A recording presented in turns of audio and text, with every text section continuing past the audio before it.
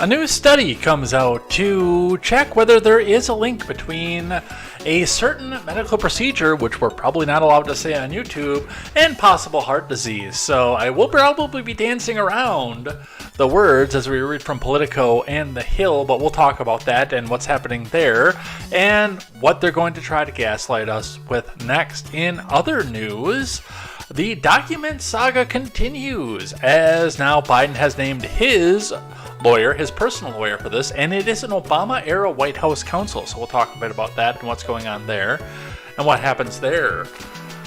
The Twitter files have come out with more of a document dump showing that Democratic lawmakers did put pressure on Twitter to silence certain things that were unpopular to them, which we already knew, but we will be talking about that and what happens there. And the Trump Organization is fined $1.6 million for tax fraud. Is it really for tax fraud, or is it to try to politically punish somebody that they consider undesirable? It is going to be all this and more. I got more votes than Kevin McCarthy. I am Jay Edgar, and this is Contemporary.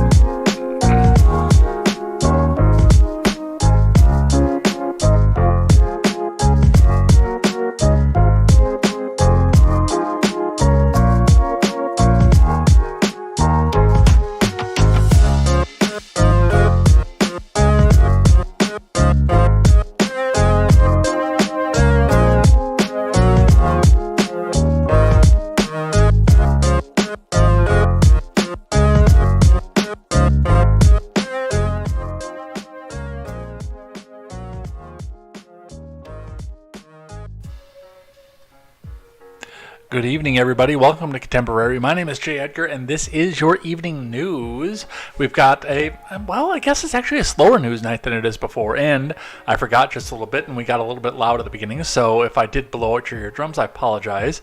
I didn't realize just how much this microphone crackled at higher volume levels, so we got the fun going. We're getting ready to go get a new one here, because it's time. It's time to do something different here, over here on Contemporary, and try to build you a better news show.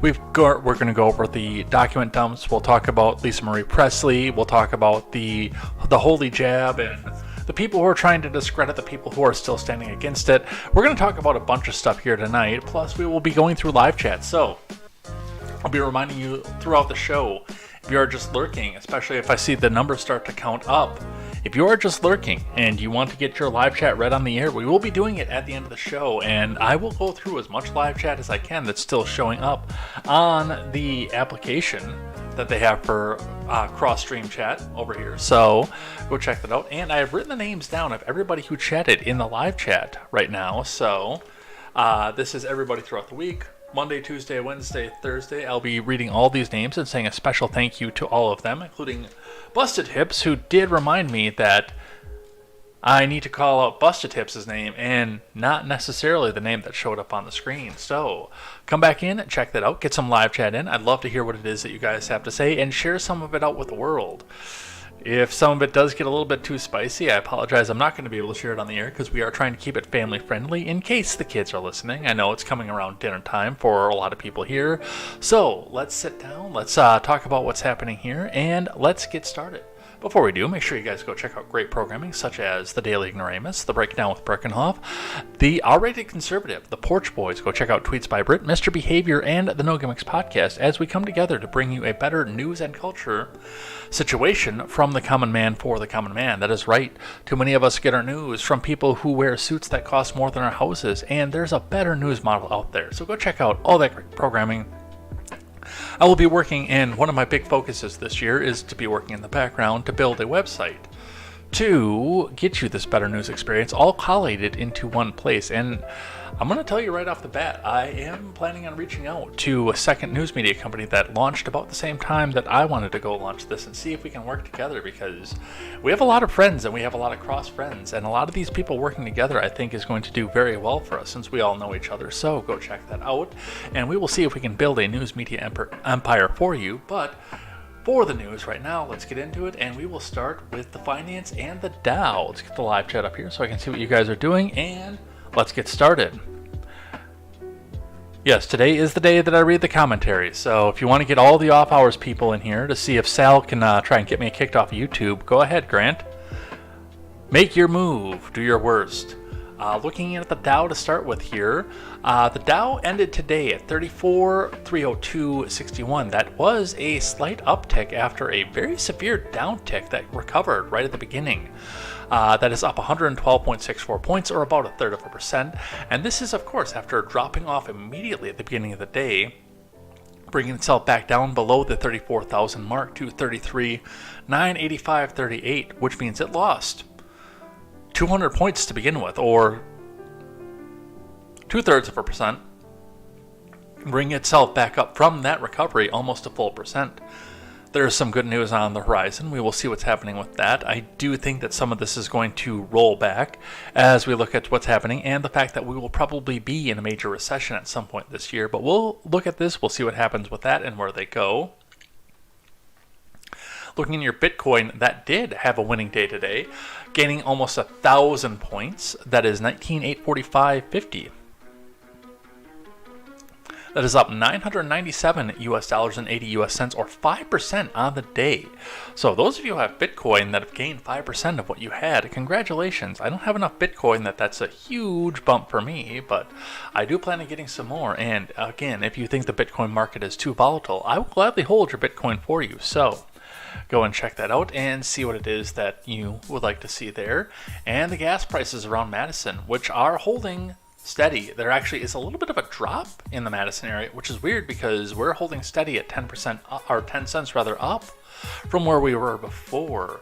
The quick trip on the west side is at 295. That was at 296 yesterday. The quick trip on the southwest side is at 308. That is steady. The speedway is at 308.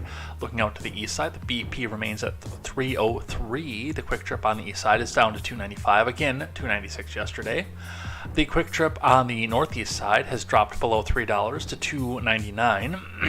The one leaving Madison going around the lake is still at $3.09.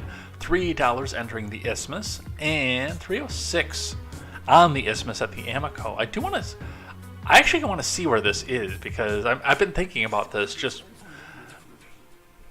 thing with Quick Trip is it's very, very quickly taking over in Wisconsin as the predominant, if not the only, gas station around the state.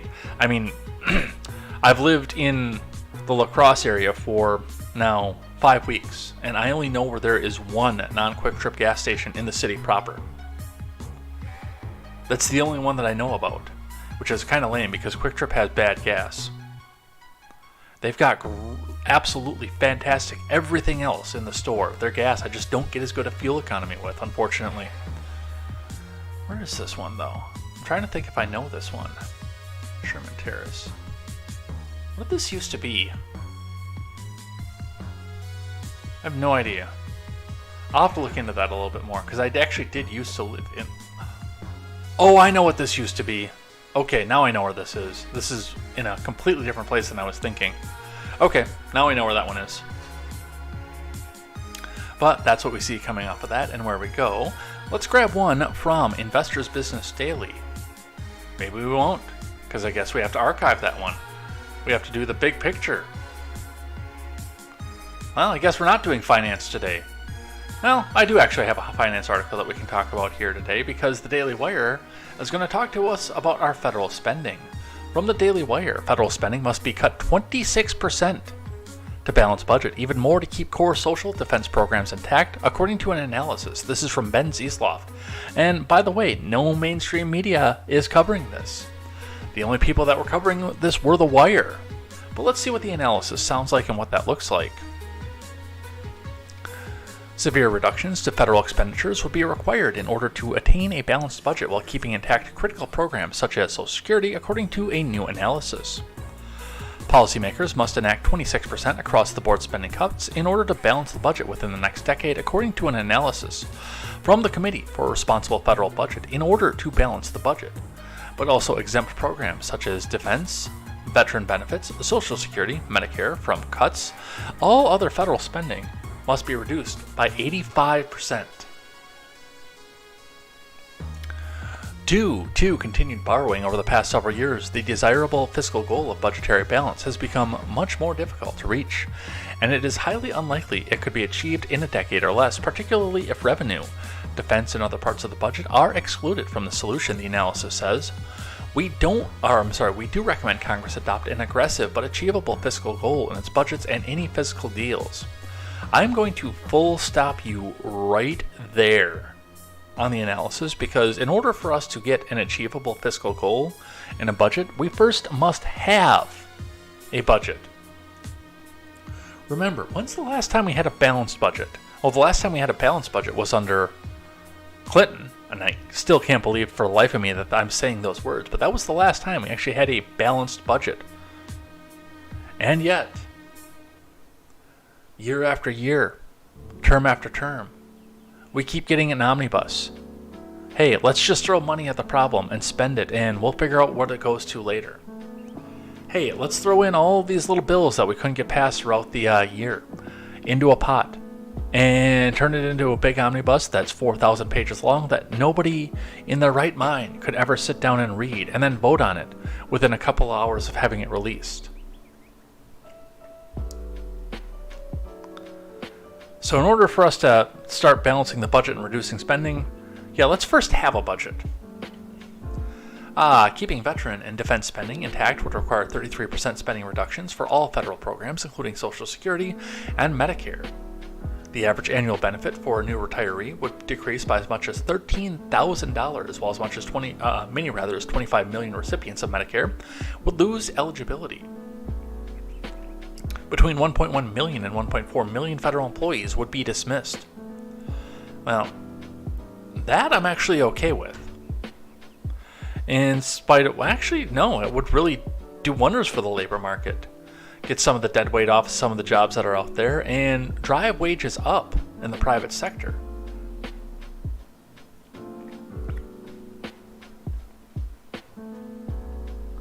Another alternative is keeping defense, veterans, and Social Security expenditures intact, while enacting cuts to Medicare and all other federal programs. Such a course would require 51% spending reductions for affected agencies. Wanting to balance the budget is admirable and a desirable goal. However, the path to get balance within 10 years is likely infeasible and virtually impossible if major parts of the budget and tax code are exempt from change, the analysis remarked. Policymakers should set aggressive but realistic fiscal goals, should keep all areas of the budget on the table, and should put forward policies to begin reducing deficits. The first step, of course, is to avoid actions that would worsen our already unsustainable fiscal situation. Policymakers should agree not to pass legislation that calls for any new borrowing. We commend the adoption of a specific and realistic fiscal target. And yet, they're not going to do that. The analysis from the conservative think tank comes after Republican lawmakers struck a deal with House Speaker McCarthy, under which the party's new majority will introduce a budget that refrains from increasing the debt ceiling, an artificial limit on federal obligations imposed by Congress. Several Republican lawmakers, initially hesitant to hand the gavel to the leader of their caucus, had expressed concern about excessive federal spending. The national debt is currently nearing $31.5 trillion, even as maintenance costs soar due to a higher interest rate environment. An analysis from economists at the University of Pennsylvania's Wharton School recently found that 30% decrease in spending or a 40% increase in taxation would be necessary to handle current spending and future obligations, which, by the way, the latter on that is more likely what's going to happen. But yeah, we do need to cut spending a lot in order to be fiscally solvent, and we're just not there. And I don't think that there is a person with enough of a spine in DC to cut spending. But we'll watch. I mean, I'll give credit where credit is due. If somebody were to come out and decrease spending and be the fiscal champion, I would vote for that party. I don't care which party it is. I would default vote for that party in a second. But that's where we're at. Let's see if we're archived yet. Yeah, we're... Nope. We won't be reading that one either because of the archiver. So, with that, we're done with finance. A little bit of disorganization on my part. Apologize for being a bad host at this point. But let's keep going here. From the Associated Press, Lisa Marie Presley dies at 54 after hospitalization. Well, I'm going to say the first thing is I didn't know that her and I were that close to the same age. I thought she was a lot older than me. Because I remember being in single digits and seeing stuff about her coming out on the radio. And wasn't she married to Wacko Jacko at one point? I thought she was married to Michael Jackson. I might be wrong on that. This is from Stephanie Dazio and Krista Faria. Lisa Marie Presley, the only child of Elvis. I somehow doubt that. The only legitimate child of Elvis. Let's go with that. Died Thursday after being hospitalized. Earlier that day, her mother said in a statement the singer was 54. It is with a heavy heart that I must share the devastating news that my beautiful daughter Lisa Marie has left us, Priscilla said in a statement. Thursday evening, she was the most passionate, strong, and loving woman I have ever known. The announcement came just hours after Priscilla had confirmed that Lisa Marie was rushed to the hospital earlier on Thursday. LA County paramedics were dispatched to the Calabasas home at 10:37 a.m. following a report of a woman in full cardiac arrest. According to Craig Little, a spokesperson for the county's fire department, property records indicate Presley was a resident at that address. Paramedics arrived about 6 minutes later, Little said. A subsequent statement from the LA County Sheriff's Department said the paramedics performed CPR and determined that the patient had signs of life before taking her to a hospital in nearby West Hills immediately.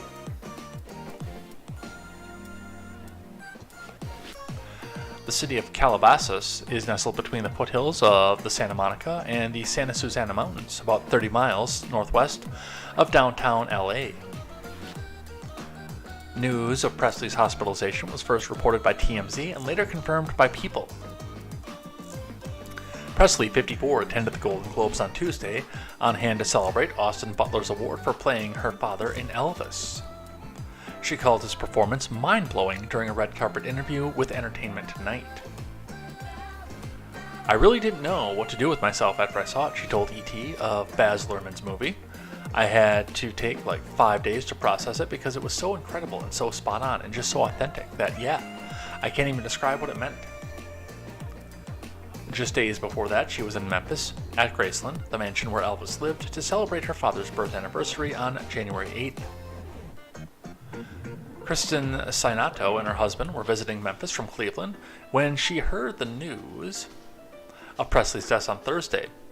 She wore a black jacket with the well-known TCB lightning bolt, shorthand for taking care of business, and a flash on the back as she described meeting Presley at a celebration of her father's birthday on January 8th.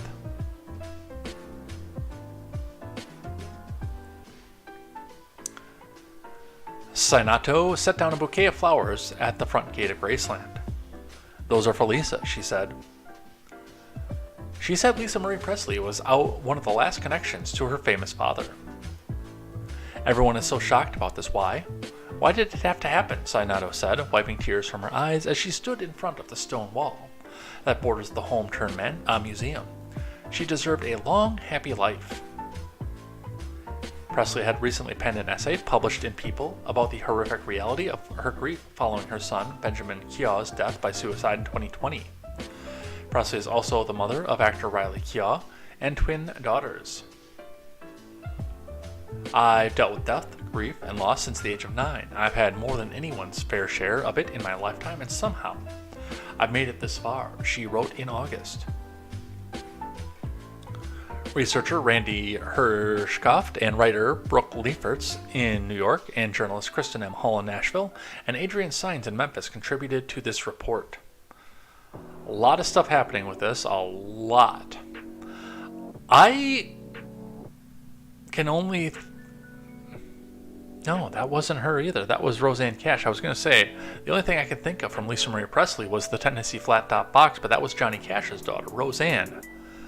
Not Lisa Marie. I actually don't know anything about Lisa Marie Presley's life other than the fact of her being Elvis's daughter or her musical career. I have to imagine genetically she probably sounds incredible, but I just don't know anything that was her song. But I wish her well as she goes off into the next life, whatever that may take her. I hope that she believes and was able to be forgiven as always. And I hope that the people who are closest to her are able to find the closure that they need. I'm still surprised. She's only, 16 years older than me? I thought she was like my parents' age. Which would have put her probably about another decade up.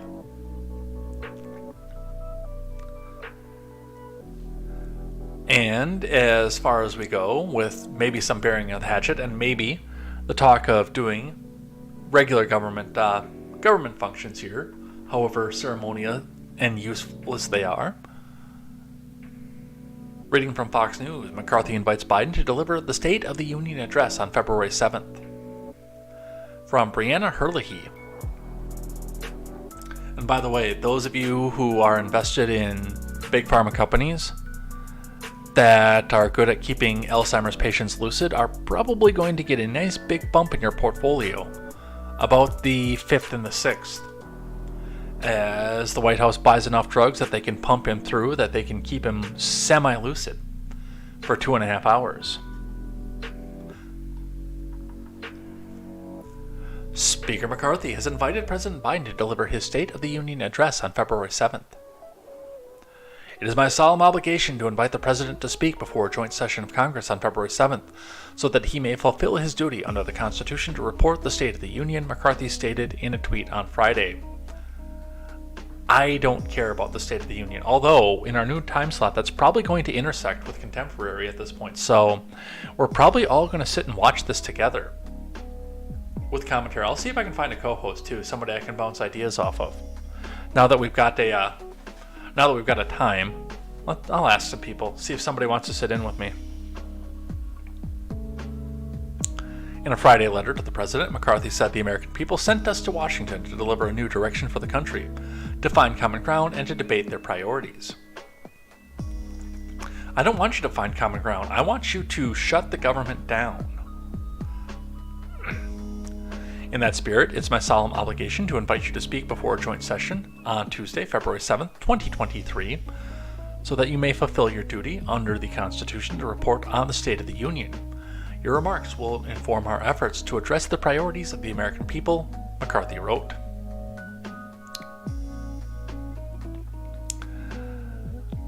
I know, you all know, but I'm going to repeat it for posterity and possibly some new viewers, especially coming in on some of the replays here. The State of the Union is something that I do not care about one bit. I sit down and watch it because, let me explain why I don't care about it.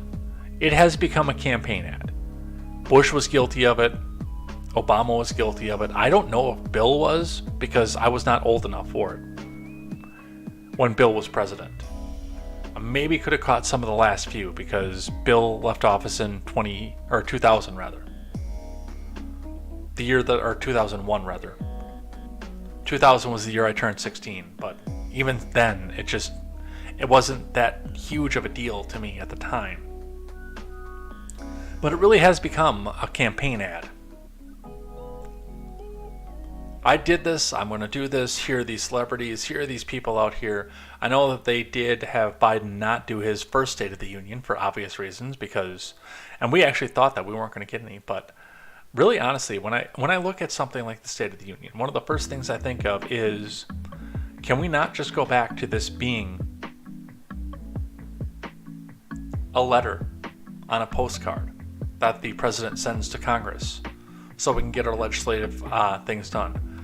I mean, I don't understand why we have to have 2 hours of state-sponsored propaganda from the president every single year. And I see Tony Evers give the State of the State address. I see various other State of the States going around the country. State of the City addresses in Los Angeles and Chicago. I've never looked to see if we have a State of the City address in here in my new town because, well, I've only lived here for a little bit. I might not stay living here, oddly enough. But what I look at when I see stuff like this, what I wonder about when I look at things like this is, what would the State of the Union look like if it was not a propagandized speech out in front of people? If it actually was all about the state of the Union, the things that are going on there, the things that need to be corrected, and the laws that need to be enacted to pass. What if it was a formal written request from the president to the Congress? And of course we would still be able to get the request.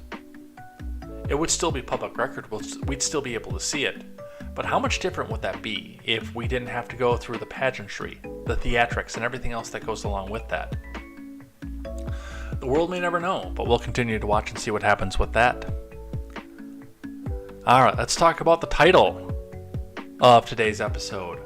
From Politico, CDC, FDA see possible link between Pfizer's bivalent shot and strokes.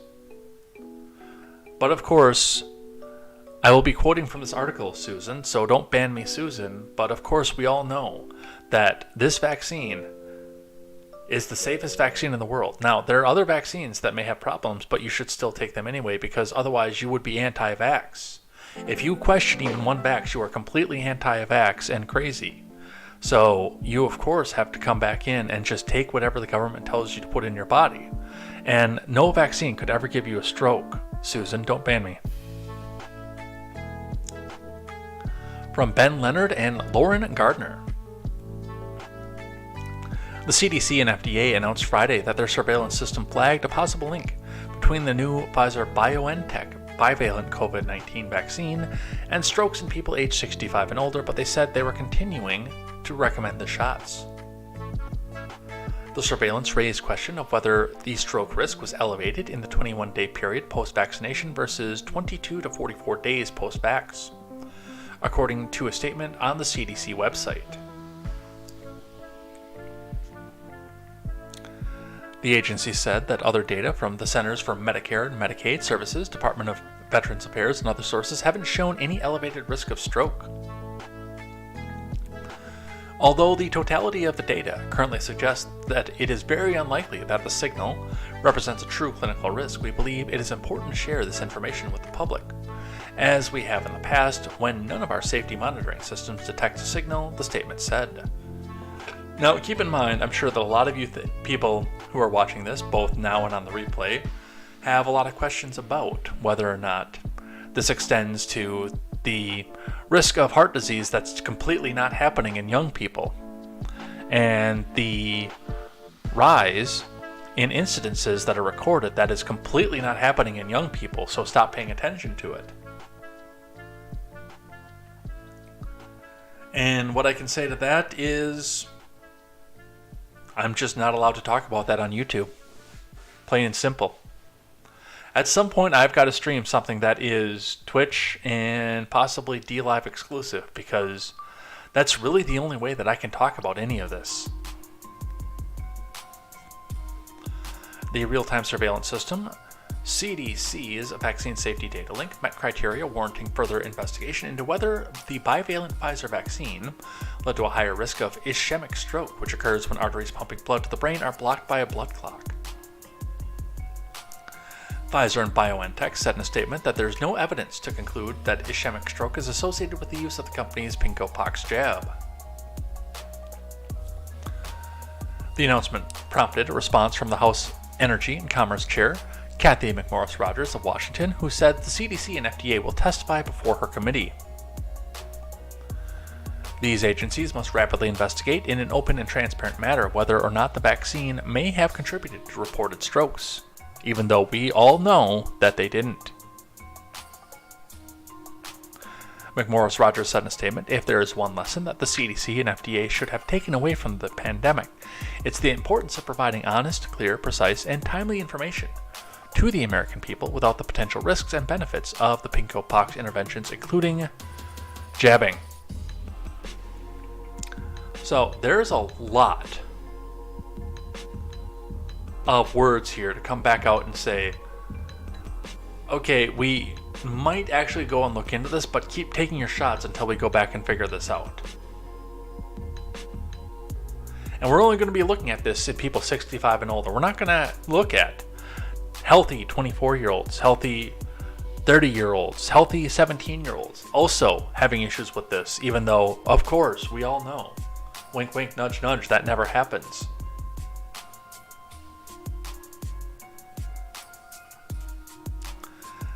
And what we saw from Politico was a shot the chaser from the Hill. CDC and FDA find no increased risk of ischemic stroke for elderly who get the bivalent booster, from Joseph Choi. Following an analysis of vaccine surveillance data, the CDC and the FDA said they have found no evidence of increased risk of ischemic stroke among people 65 and older who received the bivalent booster. After Pfizer's updated bivalent pinko-pox booster dose was made available, the CDC and its vaccine safety data link prompted additional investigations into concerns over whether the shot presented a safety concern for people 65 and older.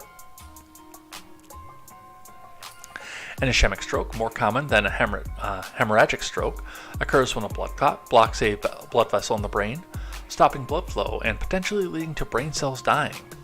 If a stroke is not treated quickly, the effects can be debilitating. I mean, just look at Fetterman. A similar safety signal was not identified for Moderna's bivalent booster dose.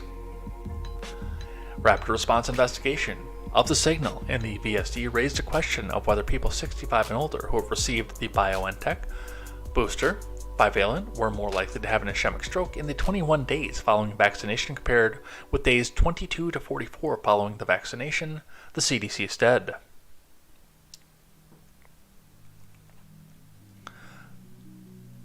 And again, they're going to run back out there and say, no, we're totally going to look into seeing whether or not this is a condition, but just keep taking the jab. Now, as I've always said, and I will continue to say, even as more data comes out about this, if you want this thing, get it. If you don't, then don't. That has been my stance on vaccination. And yes, that goes for people who are anti-vax, by the way. If you want the vax, if you want the medicine, if you want to participate in the clinical trials, clinical studies, if you want to try a drug that may not be approved by the FDA for your condition, then do it. If you don't, then don't. I've always been very clear about that. I will help you get your vaccine for polio, mumps, or even the pinko-pox if you really want it that badly. I will pick and choose carefully which ones I get. And I did go out and get, obviously, my parents went out and got the full spread of what was needed in the early to mid 80s. And I can't say I turned out fine because, well, here we are in the middle of a closet, pushing 40, trying to read the news under a decent light. But I turned out passably, at least. But if you don't want to get it, then don't get it. End of story. But still, there's a lot of words in here to come out and say, oh, no, we're studying, we're making sure there isn't a problem, but just there isn't a problem. Stop worrying about it, stop thinking about it. Let's talk about the documents from Fox News. Jim Jordan launches first investigation as Judiciary Chair into Biden classified documents scandal. This is from Kelly Lako. James Jordan's first investigation as chairman of the House Judiciary will examine President Brandon's mishandling of classified documents and the Justice Department's investigation. This is dumb.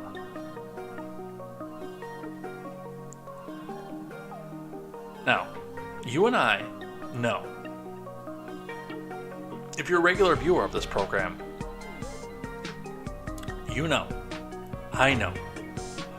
We all know that there's an apples and oranges comparison between the Trump documents and the Biden documents. Starting with the fact that the Trump documents were actually secured. They were in a safe. They were locked in a place that the Secret Service regularly patrols.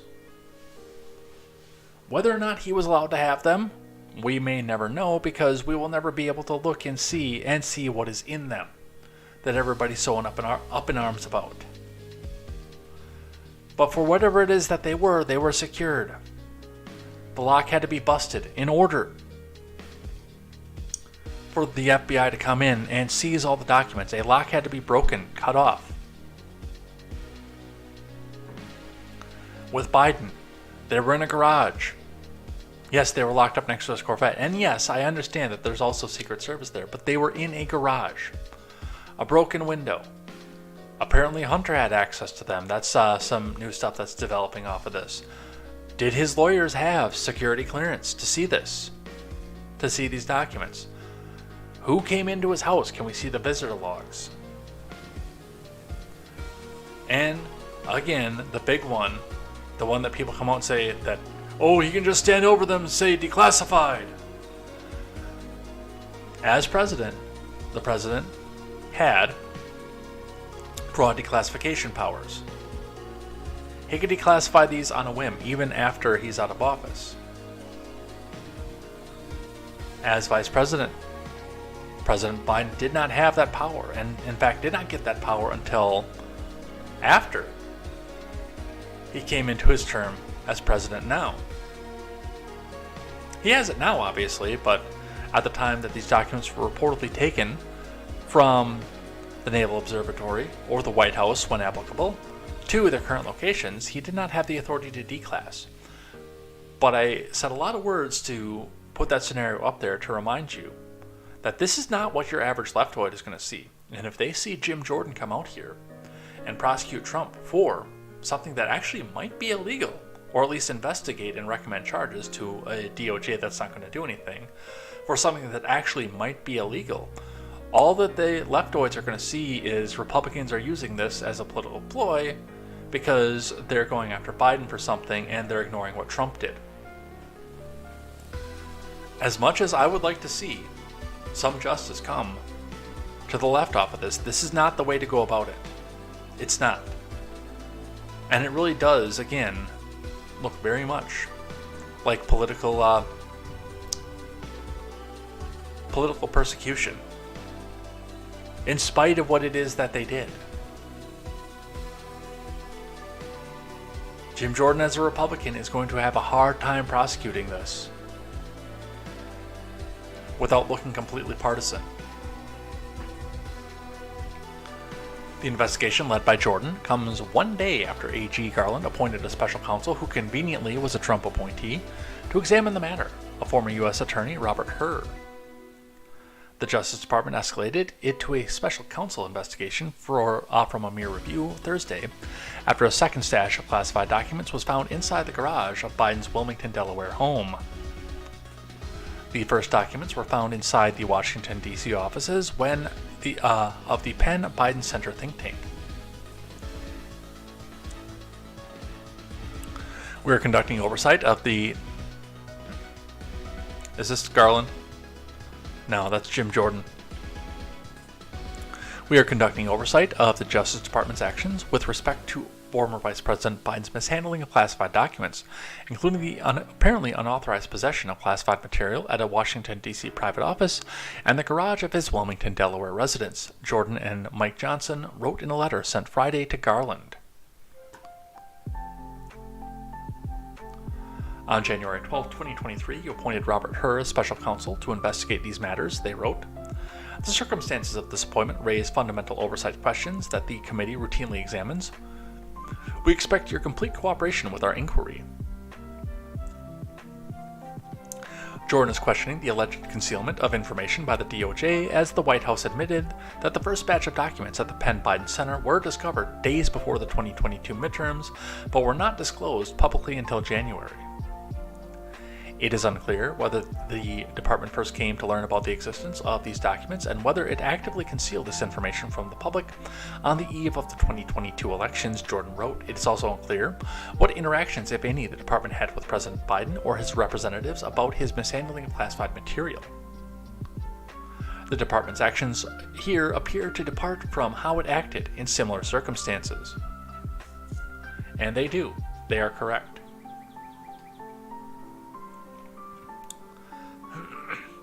Then candidate Biden is seen backing into what appears to be his driveway in a 2020 campaign video. So, again, the game is just ramping up at this point. Nothing is going to come from this. Even if they find the smoking gun and find these documents out for sale, or find that Hunter took them and handed them off to his Ukrainian buddies.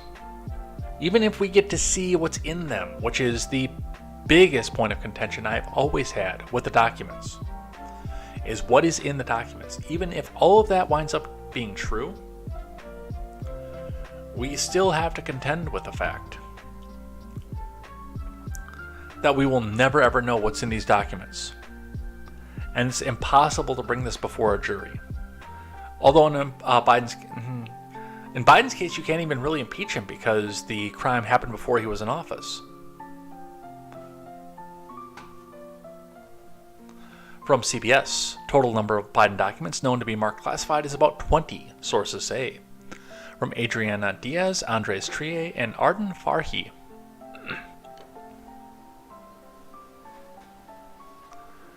The approximately 10 documents marked classified and discovered at the Penn Biden Center included top secret material, according to a federal law enforcement official familiar with the investigation. Top secret is the highest of the three basic levels of classification. Confidential, secret, and top secret. A leak of top secret information could cause exceptionally grave damage. And why is the mainstream media covering this again?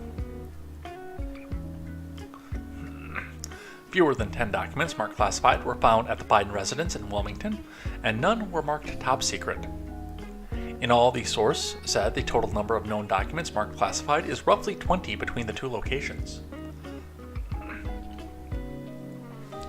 CBS News reported Monday that roughly 10 documents with classified markings had been found at the Penn Biden Center for Diplomacy and Global Engagement in Washington.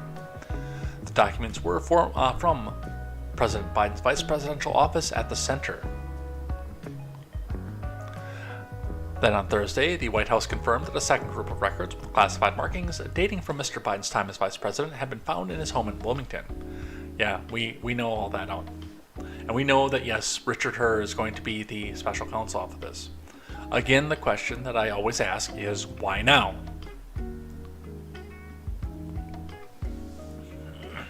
This is a situation that would have been very easy to stay covered, to never ever release to the public. We might have never known about this except for the fact that everybody felt that we needed to know about it now, after the new Congress was seated. I do question whether or not Democrats or even some Republicans, neocon types in Congress, with McCarthy being granted the gavel, well, honestly, with McCarthy being granted the gavel, I actually wonder if he knew about any of this already. That's a big question that I have. But there's a reason that these dropped after the McCarthy debacle, when in all reality they probably should have never dropped at all. But we'll see what happens with that. From Politico, Obama-era White House counsel will represent Biden on classified documents. From Kelly Garrity, Christopher Cadalego, and Kyle Cheney. President Biden's personal attorney, Bob Bauer, will represent him in matters related to the classified documents found in his office at the Penn Biden Center and his Wilmington, Delaware residence. The Biden admin confirmed on Friday. Bauer, White House counsel in the admin of former President Barack Obama, has been a key player in Biden's orbit for years. Bauer helped spearhead issues around voting ahead of and after the 2020 election and also helped vet Kamala Harris for vice president. Well, he did a shit job of that. He was a central figure in Biden's debate preparations ahead of his 2020 clashes with Donald Trump, even standing in to play the then Republican president in practice sessions. In December, the admin also announced that Bauer would represent the president in a personal capacity, should the need arise. If congressional Republicans go through with their often talked about plans to investigate the president's son Hunter, but his retention for matters related to the handling of classified documents underscores the growing political significance of that issue. It's all a show. Again, in order for this to do anything, to go anywhere, because of the fact that this is an incident that happened before the president took office, means that they cannot impeach him over this. Literally, Merrick Garland has to step up and do something about it in order for something to get done. If this was something that had happened often, and obviously, of course, if it was classified documents, it would be something that he could just declassify and wouldn't be a big deal while he was in office. But if some other high crime or misdemeanor like this were to pop up that happened from January 20th, 2021 onward, yes, they could come together and impeach him. It wouldn't go anywhere with the Senate being what it was, but they could come together and impeach him. They can't do that right now.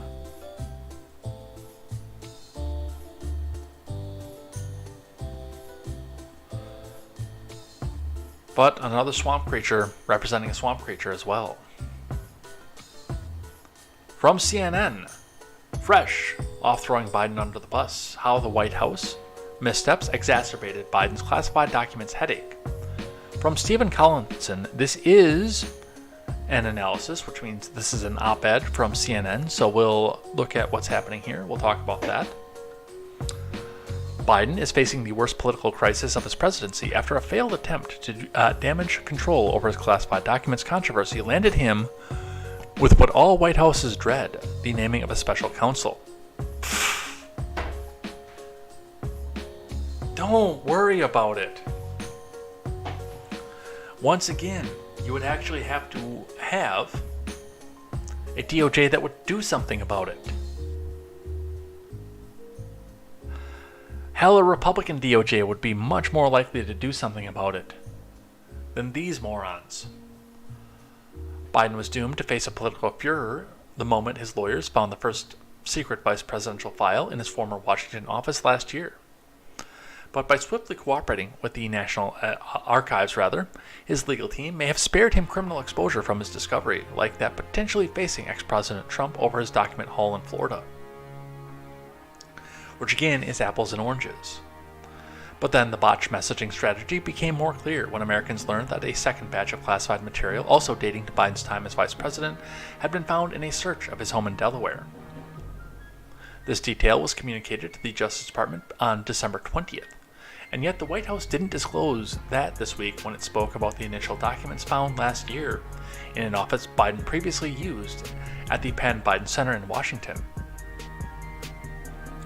This made it look like he was willing to come clean to the DOJ but not the public. Not only did this make it look like Biden had something to hide, which he's got a lot to hide by the way, it set up the kind of drip of disclosures guaranteed to supercharge a Washington scandal.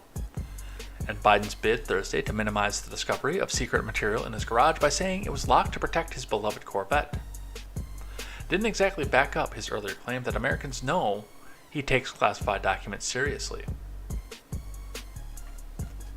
The result is that the White House has offered a huge opening for a new Republican House majority feverishly committed to proving its own conspiracy theories that a liberal deep state has politicized justice to attack Trump and to cover up wrongdoing by Democratic presidents, and it has also made the prospect of any further prosecution of Trump over his Mar-a-Lago document stash, which may pose his greatest risk of criminal charges, even more politically explosive.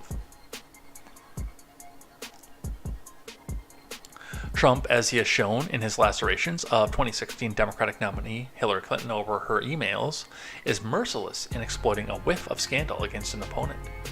He is now certain to leap on an impression of compromised transparency, to mold a campaign trail assault over Biden's classified document troubles designed to blur his culpability in a far more serious case. God, these people are relentless in their propaganda, aren't they?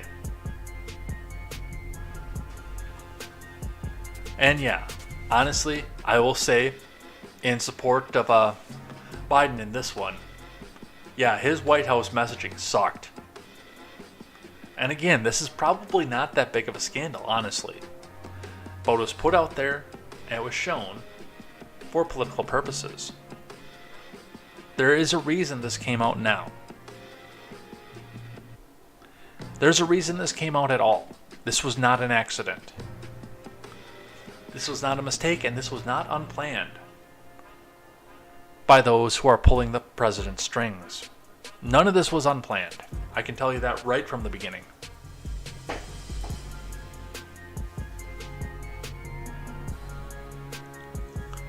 From the Blaze, a follow-up from yesterday's exchange with CBS anchor, and I can't even think of his name. Was it Ed O'Keefe? Yeah, Ed O'Keefe.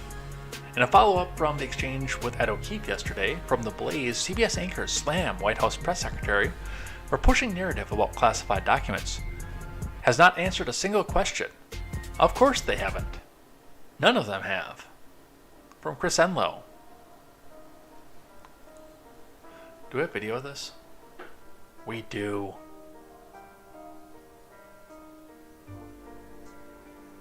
So we'll read a little bit of this and we'll just go cut to the video.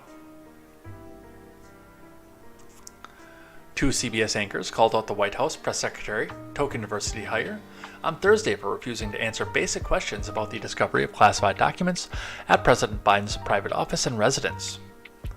Over the past 2 days, diversity hire has faced a barrage of intense questions about the documents. She has frustrated reporters, however, by repeatedly dodging the question. CBS anchors Errol Barnett and Lena Zak slammed diversity hire for having not answered a single question about the discovery of the documents. Let's watch.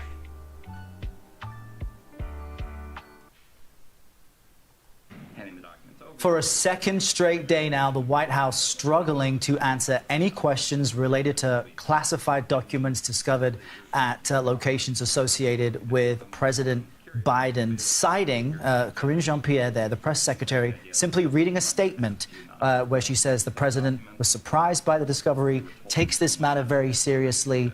The documents were inadvertently misplaced and he doesn't know what's in them. But Lana, we've been listening here. She has not answered a single question outside of a pre-written statement by the president's lawyers. Exactly. And continuing then to say the same thing again and again, even in response to very simple questions about the timeline, about the specific location, clarifying questions, and continuing to use the word transparent and saying that they did things in a transparent manner. You heard our own CBS's Ed O'Keefe really trying to pin her down on what she means by transparency when she's saying that she has been transparent. If that means legal transparency, governmental transparency as required by law, or public transparency. We are going to continue to set those questions to the government. But for now, a quick break. We have a lot more news ahead, including more layoffs for a leading national retailer and what it means for the future of brick and mortar shopping. You're streaming CBS News Always On.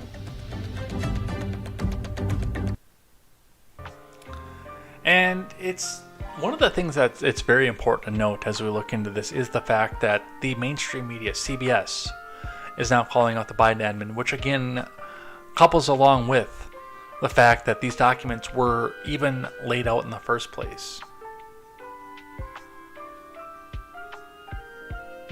Because these are the same people who would have literally just let this fall by the wayside and covered up for this.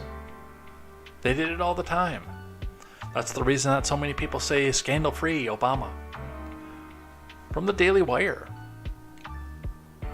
Shifting gears off of the Biden document train and looking into the Twitter documents. New Twitter files released shows how Adam Schiff staffers harassed the company with absurd ban requests. From Ben Ziesloft. Independent journalist Matt Taibbi. He's still a progressive, he's still a Democrat. Released a supplemental edition of the Twitter files on Friday, which detailed the mini request made by the office of Adam Schiff, Shifty Schiff, if you will, to ban posts that criticized Joe Biden and purportedly advanced conspiracy theories. Oh, that picture?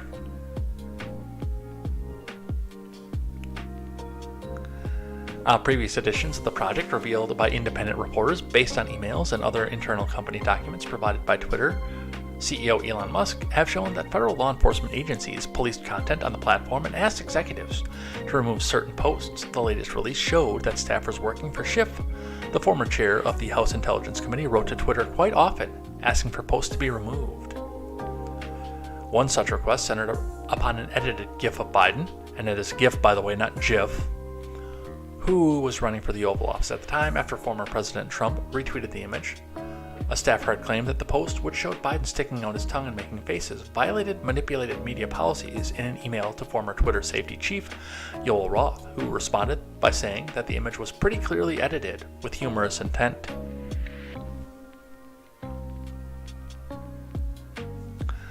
Roth added that any reasonable observer could see through the edited post and said the image did not represent a rules violation. Another Schiff staffer nevertheless insisted that Twitter remove the post, claiming that the edited GIF constituted a slippery slope concern. Twitter executives remained firm that they would not take the image down. The Schiff team also asked Twitter for a sweeping removal of content regarding the lawmaker and his staff, which a Twitter exec said would not be conceivable. That's inconceivable.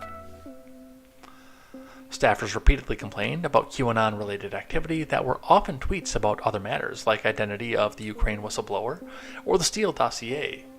You remember that? Erica Marshmallow?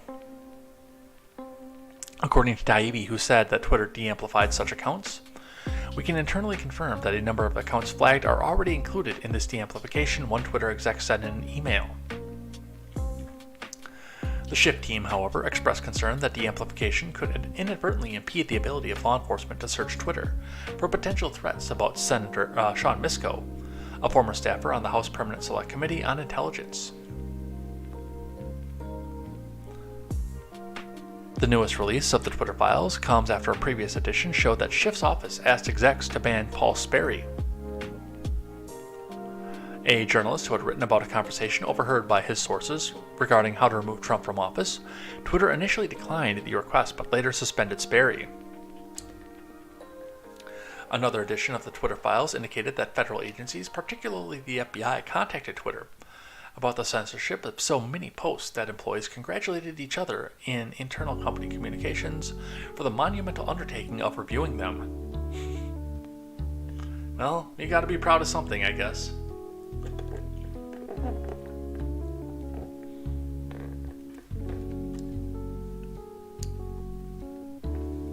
Other agencies at multiple levels of government frequently contacted the social media company. Federal intelligence and law enforcement reach into Twitter included the DHS, which partnered with the security contractors and think tanks to pressure Twitter to moderate content. Taibbi recounted. Another release of the Twitter files showed that the FBI paid Twitter more than $3.4 million for their legal process response, apparently referencing the time executives spent coordinating with the agency. There existed an organized effort by representatives of the intelligence community aimed at senior execs at news and social media companies to discredit leaked information about Hunter Biden before and after it was published, according to independent journalist Michael Schellenberger. So, a lot of information in the new Twitter leak, which I've not yet read myself. But, realistically, this is the government using a backdoor private company to suppress speech. And yes, you can go run off, make your own Twitter. Many have tried. Mastodon is failing constantly.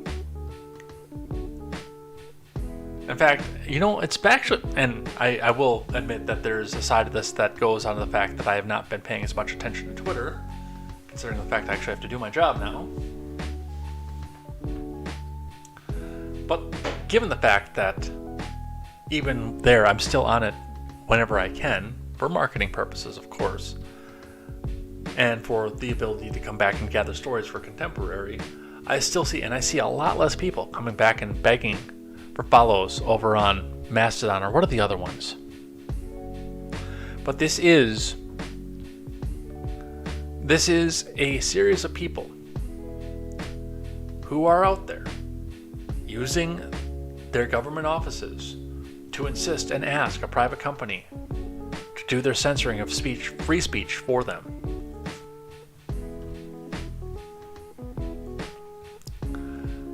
From Just the News, new Twitter file dump shows Dem lawmakers knowingly pushed fake Russia narrative about Nunes report.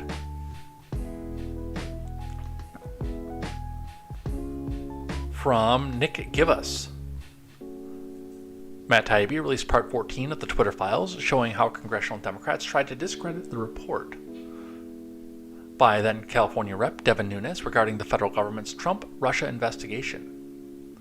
Emails show how the lawmaker crafted and pushed a narrative claiming Russian bots were responsible for bolstering claims in the report by Nunes, who at the time was chairman of the House Intelligence Committee. The report criticized the federal government's so-called Russia-Trump 2016 presidential campaign collusion probe. The lawmakers pushed the narrative, despite Twitter telling them the Kremlin had no involvement in the issue.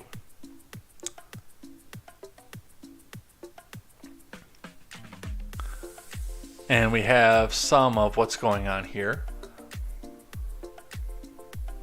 Taibbi's Twitter thread, which included over 30 separate posts in total, also went to state Twitter was warned politicians and media not only lacked evidence, but had evidence the accounts weren't in Russian and were roundly ignored. Despite the fact that Nunes's assertions would virtually all be verified in a report by the DOJ Inspector General Michael Horowitz in December 2019, the national media moved to discredit it with a coordinated effort of negative headlines, Taibbi also tweeted. Well, yeah, and I mean, they're all working together. And again, this is all private industry working to change the narrative and keep you from speaking out about the government, about certain medical procedures,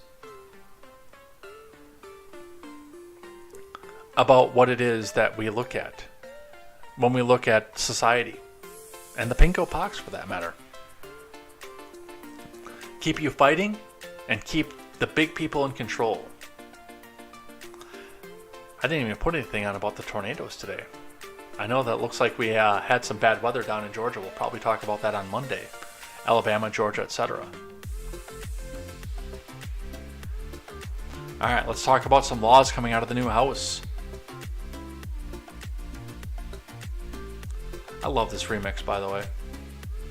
House passes bill aimed at restricting oil reserve sales to companies with Chinese influence. So, not only are they passing bills to keep Chinese influence from entering into the housing market, but they're also passing bills and laws trying to limit the effect of China impacting our oil sales. From Rachel Frazen. The House on Thursday passed a bill aimed at restricting sales from the country's oil reserves to China. That should have been there from the start. It's our reserves. It should be going to us. And if you want to sell stuff to China, go pump new stuff out of the ground. The legislation borrows the sale of oil from the Strategic Petroleum Reserve to entities under the control, ownership, or influence of the CCP unless that oil will not be exported to China. The bill passed in a bipartisan 331 to 97 vote. All 97 no votes came from Democrats, but 113 Democrats joined all Republicans who voted in passing the measure. In a motion that actually shocks me and probably a lot of other people.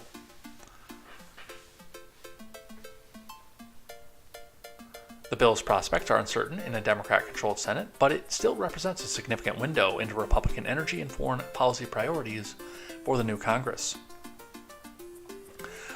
This one, by the way, I would actually be interested to see how that does, because I think you're over 3/4 of the House. Let's do some quick calculations here.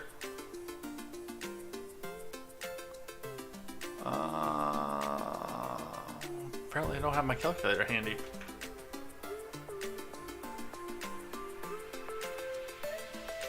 $331 over 475.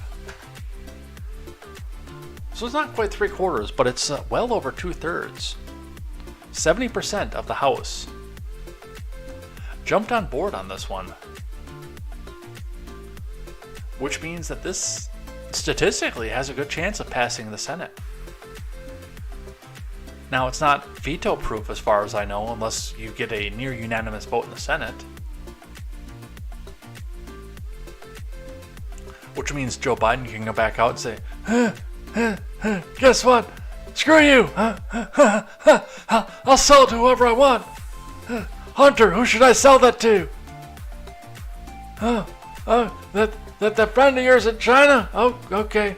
All right. Our strategic reserves are going to China, man. Have me some ice cream. And ultimately, he'll be the one that decides it.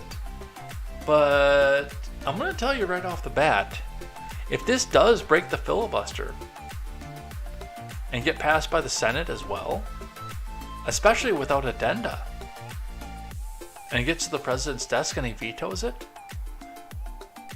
with 70% in both chambers, and we'll just throw that 70% number right out there.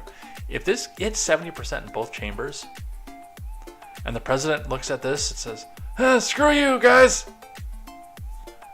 that is going to make the under the bus moment of the documents look like a commendation to the president. It's going to be that bad for him. And whether or not he knows that is out for question right now, because he is a vegetable, but his staffers all know that.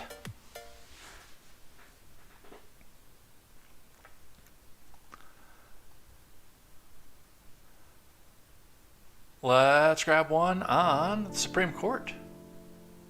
Supreme Court Roe v. Wade leak probe narrows potential suspects list. From Evan Simcoe Bednarski. Investigators examining the leak of a draft opinion in the case that overturned Roe v. Wade have narrowed down their list of possible suspects to include at least one law clerk, the Wall Street Journal reported on Friday.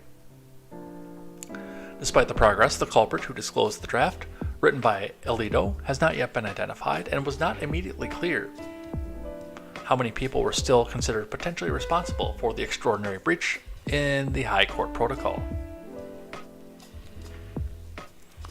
The leaked draft opinion by Justice Alito in the case of Dobbs versus Jackson Women's Health was published by Politico on May 2nd of last year, almost 8 full weeks before the final decision came down on June 24th.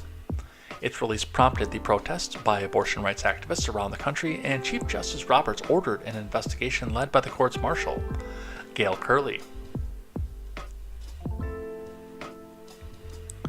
The Supreme Court's in-house police force, which is largely tasked with physical security of the justices and the court building and has limited investigative experience, has been helped by investigators from other agencies.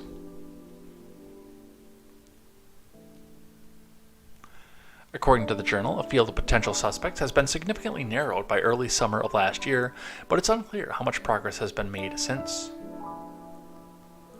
One source told the Journal that some of the interviews were surface level, with investigators asking questions like, "Did you do it?" or "Did you know anyone who had a reason to do it?" Well, there were a lot of people who had a reason to do it.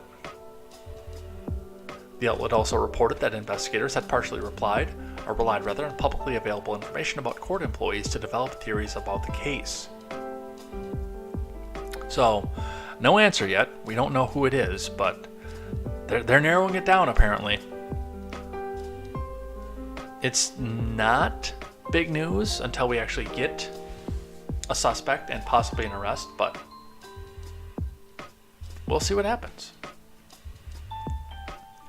From the Post-Millennial. Criminal charges against Alec Baldwin in Rust shooting could come this month. here's a question. This happened over the summer. Why? Why do we not have this now?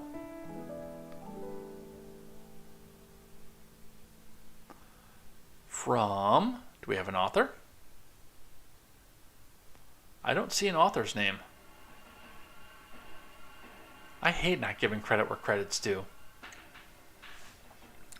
The Santa Fe District Attorney's Office will decide later this month whether to file charges against Alec Baldwin and others involved in the production of Rust for their role in the death of the film's cinematographer, Helena Hutchins, according to TMZ. Hutchins, 42, was fatally shot by Baldwin with a live round from a prop gun while rehearsing on October 21, 2021 in New Mexico. Director Joel Souza was also wounded in the shooting.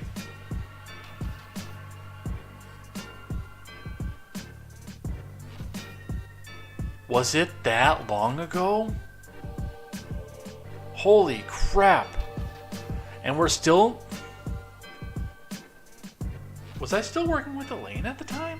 No, she had gone off and got hitched at that point. That happened that long ago? That's over a year and there isn't a charge brought down yet? This is two-tier justice system stuff right here. Among the crew members that could be charged are armorer Hannah Gutierrez-Reed and assistant director David Halls. Both handled the gun before Baldwin. Baldwin has repeatedly claimed that he didn't pull the trigger. However, an investigation revealed that this was the only way the gun could have actually been fired, and that he was the one who pulled the trigger, which killed Hutchins as she stood behind the camera. Though the criminal investigation concluded in 2022, it remains unclear what charges DA Mary Carmack Otways might consider against Baldwin and the crew.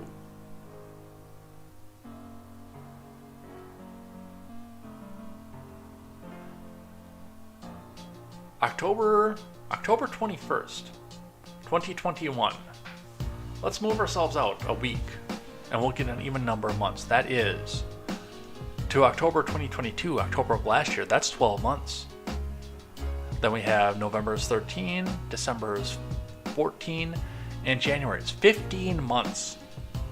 They've been investigating somebody who clearly reached out, pulled the trigger, and shot. You have a grand minimum of man 1 for this. And it's taking you this long? Screw you. From the Associated Press, speaking of crime and punishment, the Trump Organization is fined $1.6 million for tax fraud. From Michael R. Sisak, Trump's company was fined $1.6 million on Friday for a scheme in which the former president's top executives dodged personal income taxes on lavish job perks, a symbolic, hardly crippling blow for an enterprise boasting billions of dollars in assets. A fine was the only penalty a judge could impose on the Trump Organization after its conviction last month for 17 tax crimes, including conspiracy and falsifying business records. The amount was the maximum allowed by law. Judge Juan Manuel Merchan gave the company 14 days to pay. A person convicted of the same crimes would have faced years in prison. Right, but how do you put a corporation in prison?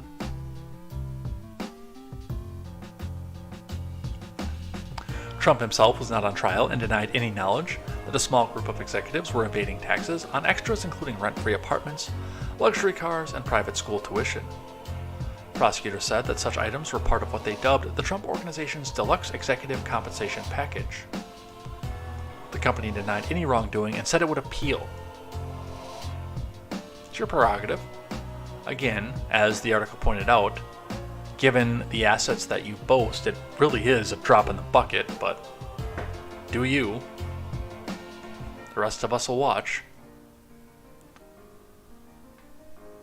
These politically motivated prosecutors will stop at nothing to get President Trump and continue the never-ending witch hunt, which began the day he announced his presidency, the company said in a statement after the fine was announced.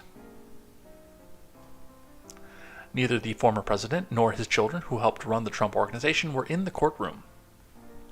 Why the hell would they be? No, that's a serious question. Why would they be? While the fines, less than the cost of a Trump Tower apartment, aren't big enough to impact the company's operations or future, the conviction is a black mark on the Republican's reputation as a savvy businessman as he mounts the campaign to regain the White House. Why? Somebody in my organization was avoiding taxes. He's going down for it. We're paying our fine. We're going on. And the next person I find out who's doing this, he's fired.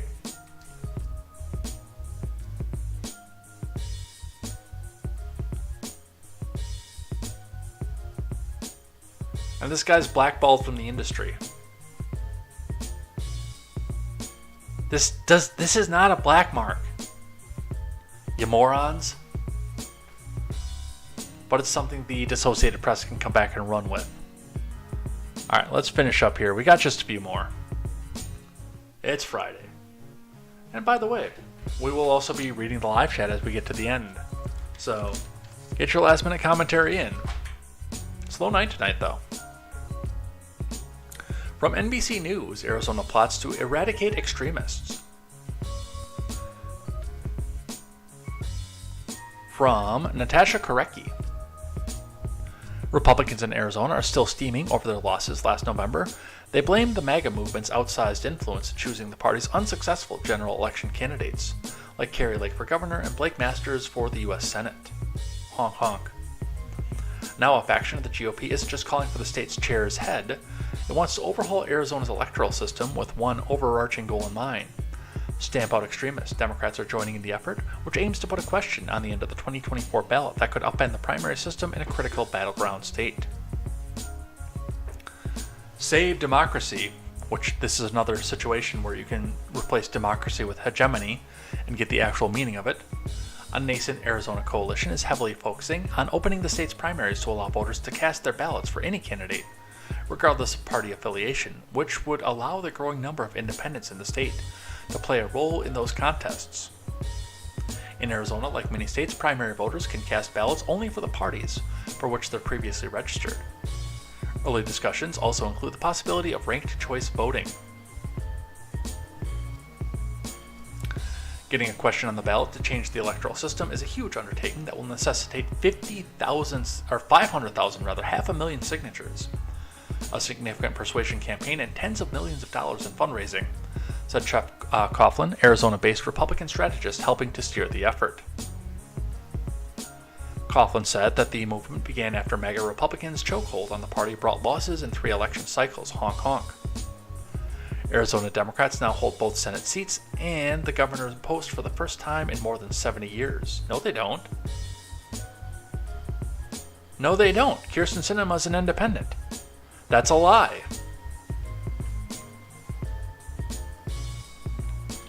Coughlin said there's a growing realization within the GOP that MAGA has taken over the party and that in Arizona it has been a losing gambit.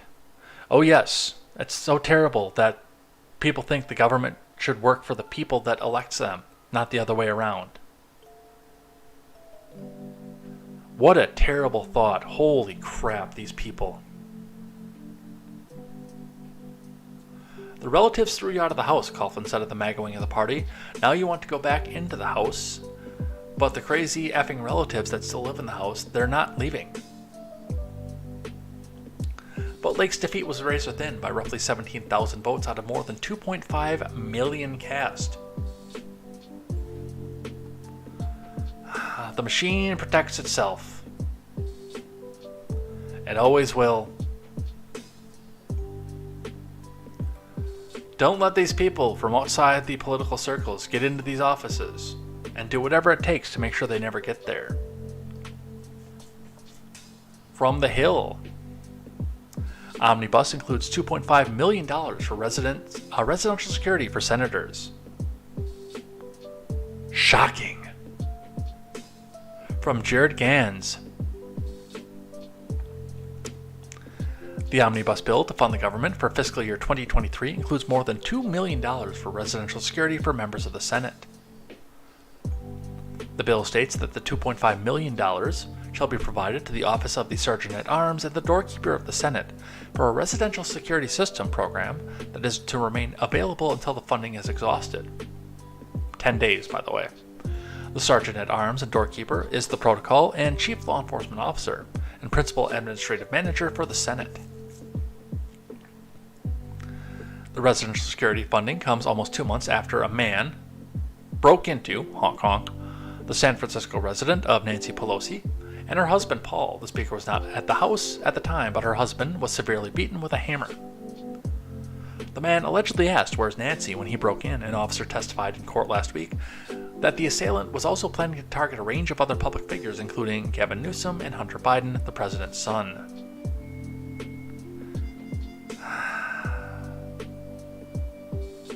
People still buy this. So the people who are getting loaded and rich by insider trading on your taxpayer dollars are also getting to forego their security costs so they can go invest more taxpayer dollars into the stock market and make themselves bloatedly more rich with insider trading. Because Paul Pelosi's gay lover decided that he'd a grudge with Paul or wanted to act something out. Just a few more here, then we'll head out of here for the day. Now, given a change that I've had in what I see as the trajectory of my life now, and do keep in mind that I will never stop doing contemporary, although some of your donations will start going to help do this if you guys do donate. I am still going to try to launch Turn Some Pages Productions, but I also am in the works to try to actually first get a piece of property and start getting barrels, fermenting equipment, stills, because I kind of realized, as much as I loved liquor as a kid, and as curious as I was to make wine and then beer eventually, and also craft soda, I'd like to make liquor.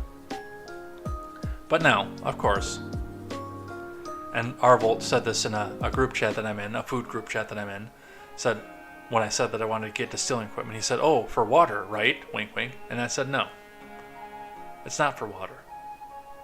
It is for the fact that I will, even though I hate the government, go through the hoops, jump through the hoops, have my facilities inspected, make sure I'm doing everything with my I's dotted and my T's crossed up to the government standard, because, as the 13th rule of acquisition says, anything that's worth doing is worth doing for profit." But now, as soon as I start talking about this pops up. From Cleveland.com, homemade moonshine could be legal in Ohio after a bill introduced in the Ohio Senate. Well, it's legal literally everywhere else. I don't know where it's still illegal, but it's legal in most places at this point, as long as you don't sell it. And if you do sell it, if you paid the taxes on it, you're good. But in most places, it's not illegal to make it and distribute it. Well, distribute it, obviously, with taxes, but... From Andrew J. Tobias of Cleveland.com. Ohioans could legally produce as much as 200 gallons, and they're going to limit the number to, of homemade moonshine a year without a government permit, as long as they don't sell it. If a new... Hold on. Back up.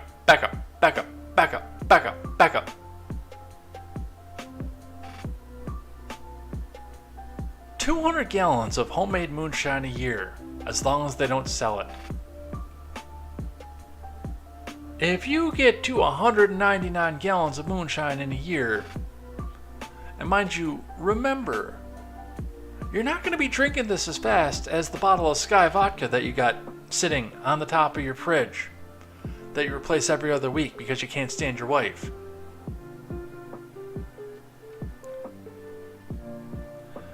$200 gallons a year, as long as you don't sell it.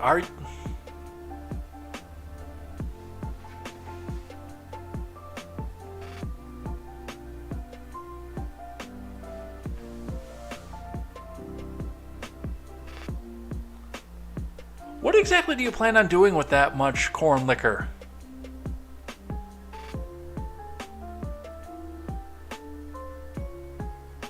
I suppose you could give it away, or barter it maybe, but what exactly are you planning on doing with that much corn liquor? And I understand this is not for the people of Ohio, but they will be voting on it. This is more of a question for the lawmakers who passed this and put that cap for a reason. Now, mind you, while still having a cap.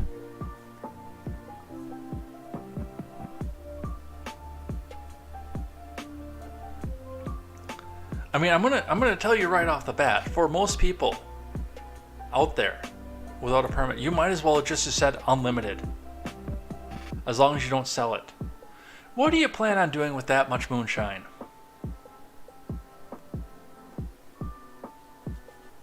$200 gallons. Holy crap.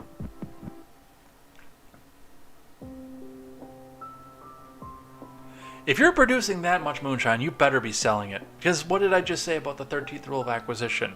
Anything that's worth doing is worth doing for profit.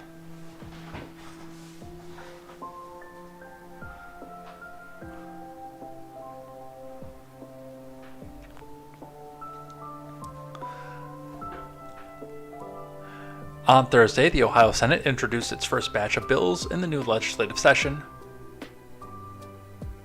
which began earlier this month. Among them is Senate Bill 13, sponsored by Republican Senator Frank Hoagland of the Steubenville area. And look, Mad Cow Mark is here, just in time for live chat day too, by the way. Yeah, we'll get that read up on the air. I'll tell you about my secret plan to make all kinds of liquor and make a bunch of money off of it. Update 113, in an email, Hoagland described his general reasoning for the bill succinctly. If you can make beer or wine, why can't you make whiskey? Why is one okay and not the other? Well, as a person who is currently studying distilling because it's something I want to do and possibly build a small business off of, there are reasons why you can make wine and beer but not whiskey, and a part of that is that the distillation process, and I've known this even from being around unsavory characters who may or may not have distilled in an unlawful manner at the time when I was growing up. It is a lot more dangerous to make whiskey than it is, or moonshine, or anything distilled, than it is wine or beer. Most of the stuff that you do fermenting for wine and beer happens at room temperature, but you have high heat and high pressures in the distillation process. So there is a reason why one is okay and not the other. As much as I'm going to go get the licensing and equipment to do it properly on my end, and I do encourage fewer laws and allowing people to do that, when you're looking at it from a sheer government understanding standpoint, there is a reason behind it. It's not just coming out here and saying we're trying to limit a certain kind of product to keep the little man from making it against the big distillers out there. There is a safety reason behind that, and not just everybody should be out trying to make liquor.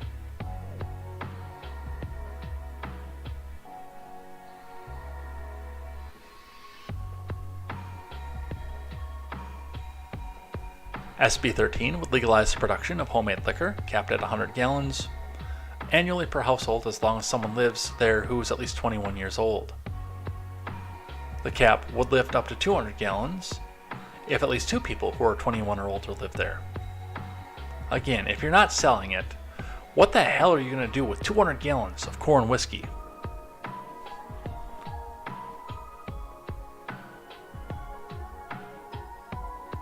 So, there you go. A couple more here on government moving and shaking. Another one from Just the News. Florida's DeSantis unveils a prescription drug pricing and transparency reform bill. From Andrew Powell. Florida Governor Ron DeSantis unveiled a new legislative proposal today that he says would lower drug prices and rein in unchecked pharmacy benefit managers to drive transparency among prescription drug prices influenced by pharmaceutical companies. DeSantis' proposal, revealed at a news conference in the Villages community, would prohibit pharmacy benefit managers from forcing consumers to use a mail-order pharmacy, but allow them to opt in to the service. PBMs would also be prevented from forcing customers to use a narrow network of affiliated pharmacies. The proposal would also preserve the ability for a patient to have in-person relationship with a pharmacist in their own community. For small businesses, the proposal would protect them against surprise bills and clawbacks from the PBMs. After prescriptions are filled, it would also prohibit spread pricing, where a PBM charges a customer more for a prescription than it costs and then pockets the difference. Pharmacy benefit managers would have to disclose any affiliated pharmacies or companies and also inform consumers of any complaints or settlement agreements they've reached prior to operating in Florida. PBMs would also be subject to enforcement action by the Office of Insurance Regulation if they violate state law. Okay. Drug manufacturers would also be required to be transparent when it comes to pricing and required to submit an annual report that outlined and justified any cost increases over the past year. Oops. Maybe I should move my desk out just a little bit. So, we've worked hard to do whatever we can to provide relief from the cost of prescription drugs, DeSantis said. And honestly, that's something that has been a sticking point to me, especially when it comes to medical, and especially since the government got involved at every level of medicine and healthcare. I mean, you can still get private insurance, but it's so heavily regulated by the government, they might as well have their hand in it at this point, which is part of the reason it costs so goddamn much. But there needs to be transparency in it. And if we can get one good thing out of government controlling the price of healthcare, which is mostly a bad thing, it's the fact that there should have been some transparency involved with it, but there never was. And good on DeSantis for trying to come back and make up the difference. Good on DeSantis. Alright, and the last one, we will be talking about Ben Sasse, who we talked about last week. Nebraska Governor Pillen appoints former Governor Pete Ricketts as Ben Sasse's Senate replacement. Now, again, I talked about this when Ben Sasse resigned, and this is not going to be any change to the Senate. Sasse was a Republican. The only thing that it changes right now is a messy primary system. And when is Sasse's term up? Let me just check off that.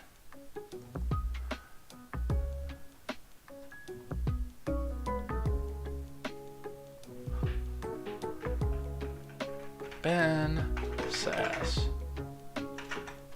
term.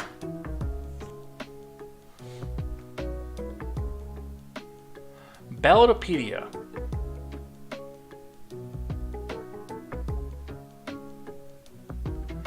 So today is 2023, so he won re-election in 2020, so he wouldn't have been back up until 26.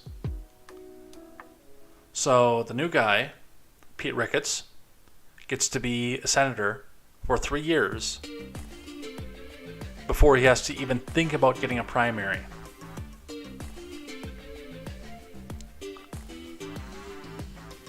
From Summer Concepcion, Nebraska Governor Jim Pillen announced Thursday that former Governor Pete Ricketts will fill the Senate seat of Ben Sasse, who officially resigned from Congress this week to return to academia as president of the University of Florida. Ricketts, a Republican like Pillen and Sasse, will serve 2 years ahead of the 2024 special Senate election. Why is there a special election?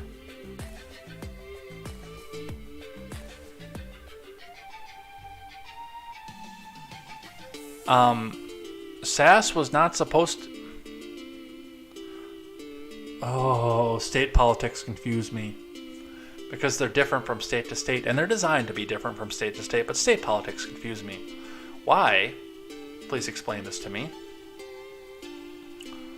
Why would you just not have him fill out and finish out his term until 2026 to start the 2027 year? I don't understand.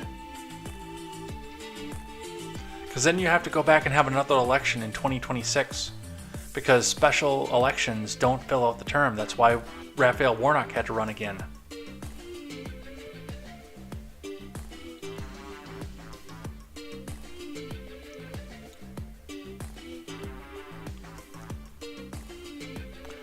Sass, a vocal critic of former President Trump and his supporters, officially resigned from the Senate on Sunday. He submitted his resignation last month, saying he would leave office on January 8th, 2 years into his second term. Pillen said Thursday the process to fill Sass's seat was taken incredibly seriously because the appointee needs to represent the people of Nebraska. And again,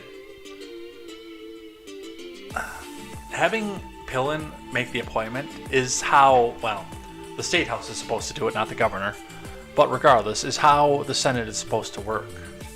But as long as we have the 16th Amendment in place,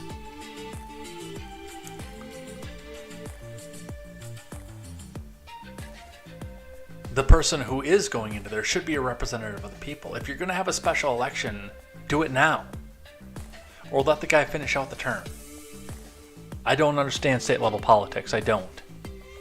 But I guess we'll see how this is, and honestly, I'm sure that Ricketts, I don't remember what his record was like, because I mean, we didn't have a lot of scandal out of Nebraska, so we don't know what a lot of what he did was. I don't know where he's going to fall in the political spectrum, if he's going to be standard vote for war, Jesus, neocon, if he actually is going to be a little bit for the people, or if he's going to be some mishmash of both. But given who welcomed the news, Mitch McConnell welcomed the news in a statement Thursday saying he is thrilled to hear Ricketts is heading to the Senate and looks forward to working closely with him. Governor Pillen could not have found a more capable leader to take the baton from my colleague Senator Sass and fight for the Cornhusker state, McConnell said, adding that Ricketts has a proven record that pairs sharp business savvy with deep commitment to public service.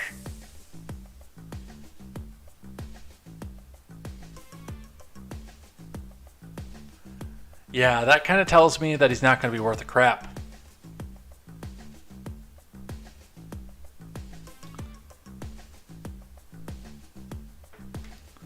But hey, we don't have to worry that an America First candidate gets in there instead. Alright, let's check in with the live chat. Let's see what you guys are doing here. Slow night tonight, but we still welcome everybody. Thank you, everybody who did come by and chat in the live chat. Before we get into that, let me check in with who did chat in the live chat throughout the week. We had a busy day yesterday, by the way, and I had a lot of fun reading all your live chats yesterday. Thank you for that. You guys always leave me, even if I don't pay attention to the chat during the show, you guys always leave me with a great amount of fun at the end of the show.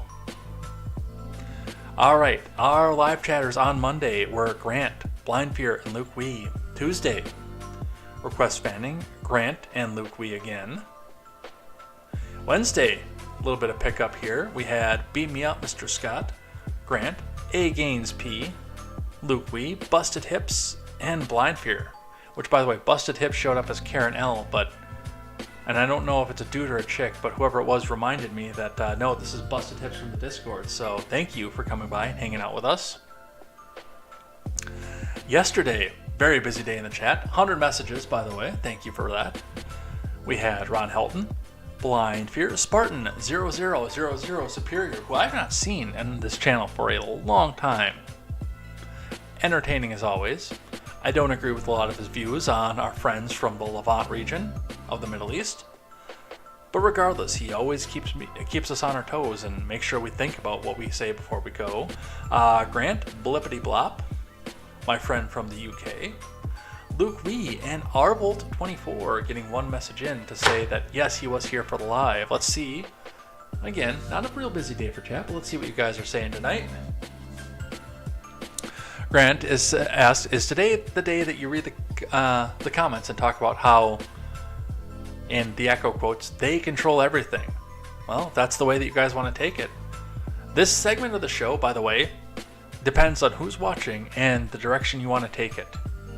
Whether it be with the news that we're watching with, or if you want to take something else. This is your chance to change the conversation. Certain things, again, we can't do because we're trying to keep this in a family-friendly situation, but I do address when I can't say it, so you still know that I am reading it. Have you searched your garage? You might have classified documents next to your Corvette. I don't have a garage yet. But once I do, yes, I will be searching there next to my Corvette that I don't actually have. Luke Wee laughs at the idea of cutting spending. Grant asks, did you see the Neil deGrasse Tyson interview where he's basically religious about the pinkopox vaccine? No, I haven't, but if you link me in the Discord, or your Discord, I will definitely take a look at it. It might even get played on the show. Ron Helton is here. Welcome. Tyson is just another talking head, not an expert. There are no experts. Speaking on the culpability of the vaccine, Ron taking a more hardline stance than I did. Nuremberg 2.0 needs to happen soon before they kill everybody. Well, they won't kill me because I'm not taking the thing. I have way too many questions about it. On the documents, Ron Helton says political gamesmanship. Grant says, remember, it's not hypocrisy, it's hierarchy. Ron Helton finding the point down, saying it's a big club and you ain't in it.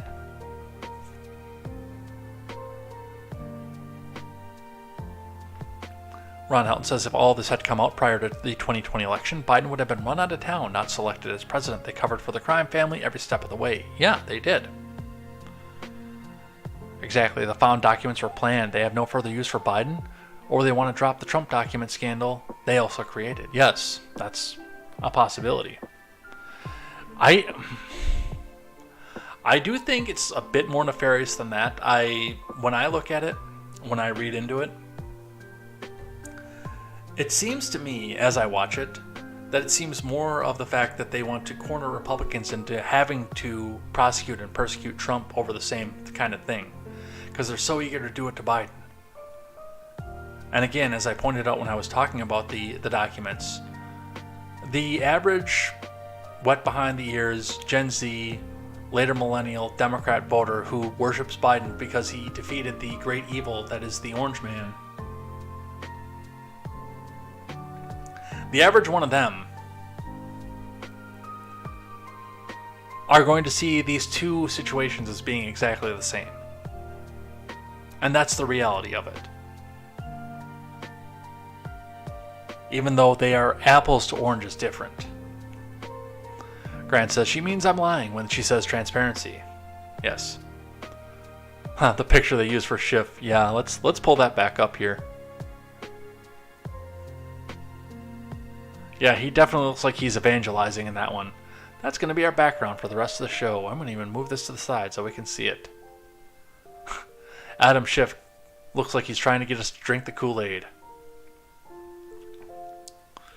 Grant says, reminder, Adam Schiff used his power as committee head to spy on and release the phone records of private citizens for political reasons without authorization. And then also reminds me that Twitter is bad for me. It is. Ron Helton says, wow, you would have plenty for parties, that's for sure, for 200 gallons. Yeah.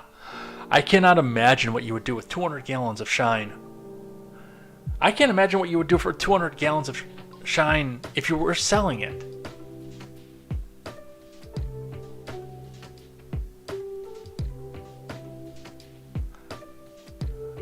A lot of people have no idea what 200 gallons actually looks like. You could burn some of it off in your fuel tank. And depending on how you mixed it, yeah, you probably could.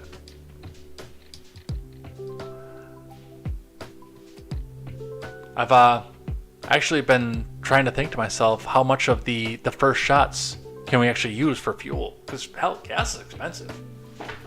I have a flex fuel vehicle. I don't know how well it would work in there, but... Mad Cow Mark is here. How are you, man?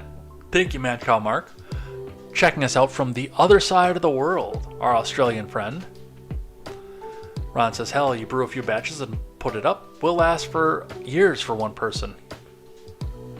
Free moonshine with the purchase of bagged potatoes. That should be totally legal. Nice. Well, I mean, it's self-perpetuating. Potatoes, $20. Free moonshine each for a $20 donation to help me with my bills. Free moonshine with my paper delivery service. Pick up your paper and put it on your porch. Fee is $20. I will pick up your paper and put it on your porch, rather. Yes, fee is $20. Ron Helton will get last word today and say Biden's big crime is really influence peddling, selling favors because of his political position. China, the U.S., etc. And that's all we had for the night. I kind of wish...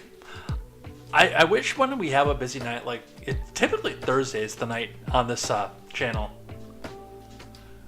And I might start adjusting because of that. I know it's like a big end of the week thing, but now that we're doing the night show, when we did the morning show, it was easier because, most of the time, 99% of the time, you still had to go to work after the fact. But, I mean, it's in Wisconsin, in Central Time, it's 8 o'clock on a Friday night. It's fish fry night. People are on dates. People are going to, once the summer starts rolling in, people are going to be going to the beach and stuff like that. We may adjust the live chat time because of the fact that I do want to reward more people for chatting in the live chat. I do, because I appreciate it very much. So there are some things out there. Again, morning show, it works for end of the weekend of the show. Evening show, it doesn't quite work that way, but we'll adjust, we'll fine tune as it goes. I mean, we weren't doing Geekdom on Mondays. We were doing something that restores my faith in humanity on Mondays when we started off. The show is malleable. We can change it to be whatever we want it to be. But we'll adjust as we go. Let's get some outro music up here. Let's figure out who we're going to go raid, and let's head out of here for the night. I don't even know if anybody's watching on Twitch right now. I'm not going to lie.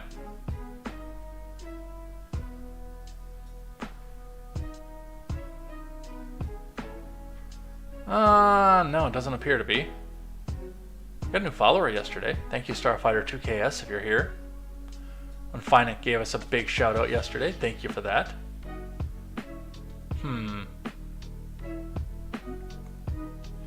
You guys like Elder Scrolls? We could go to Rexy's Fallout 4 stream, which has 1 million people in it. I don't know, maybe we'll just go with Commercial again. I like Commercial.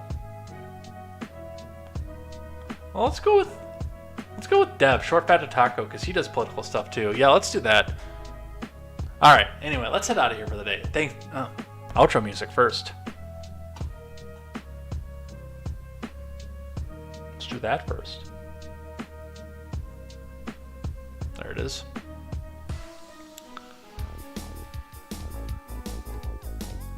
Alright, so thanks everybody who came by, hung out, chatted in the live chat, kept me company, and gave me something to read at the end of the show.